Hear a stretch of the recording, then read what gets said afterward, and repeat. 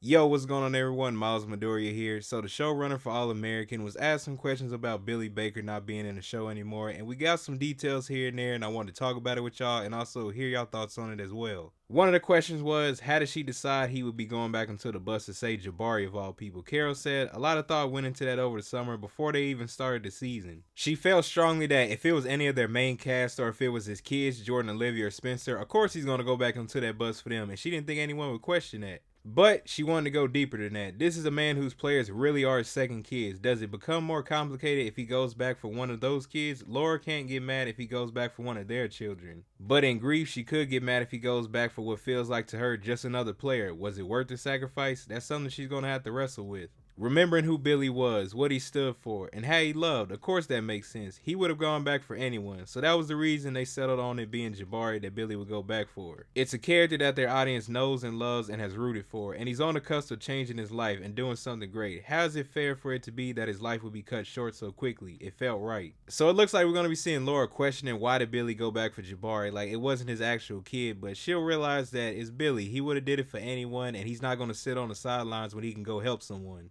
Since it wasn't confirmed in the show yet, from the article it looks like Jabari actually made it out, and someone actually commented this and I thought it as well, but what if Jabari has survivor's guilt that he made it out and Billy didn't? With everyone dealing with the loss of Billy, Jabari could be one of the ones that has the toughest time with it. The next question was, how is Spencer going to handle his grief, which would have been overwhelming even if he had been on good terms with Billy. Carol said what they perceive as Spencer's grief is only going to be the tip of the iceberg. It's going to turn out that losing Billy the way he lost him, their relationship being in the state that it was when he lost him, and the fact that he declined the call as opposed to missing the call is going to end up being a gateway to a much deeper storyline with Spencer. It'll take a little while for him to really unpack what is going on with him and what losing Billy really represents for him and what Billy's legacy means from Spencer's perspective as he tries to rise from the ashes and pick himself back up again. So it looks like we're going to be seeing Spencer struggle and just him figuring out and dealing with the loss of Billy. When he didn't pick up the phone call before the episode ended, I was like, he should have just picked up the call even though he didn't know that was going to happen. It'll be interesting to see how they handle Spencer throughout the rest of these episodes because I feel like they're going to make it some emotional ones and I can't wait to check out what they do.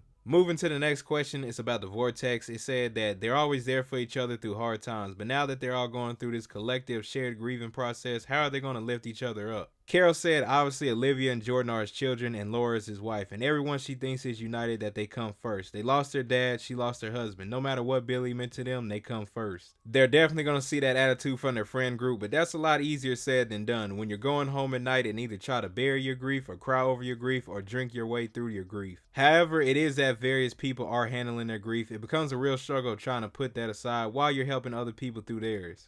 She actually thinks that's the beauty of the group. She says that there's a family that you're born into and you're really blessed with that, and then there's a family that you choose and that's the double blessing. These kids are the chosen family. She says we'll see the real strength of the Vortex and how solid those bonds are no matter what pressure and weight gets put onto them as we go through these next few episodes of how everyone is dealing with losing Billy.